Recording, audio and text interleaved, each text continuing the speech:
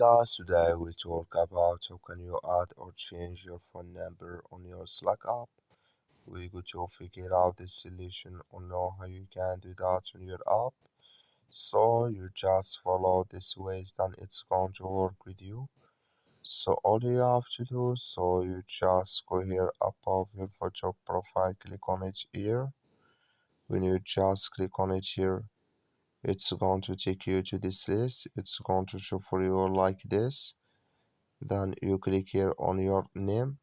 When you just click on it, it's going to take you to this list here. Then you click here on contact information. Just click on it here. Then it's going to show for you like this here. Add here for a number here. When you just add it here, so then you go above save, click on it, then it's going to save with you. That's all you have to do. Thank you for watching. Don't forget to support us by liking, subscribe.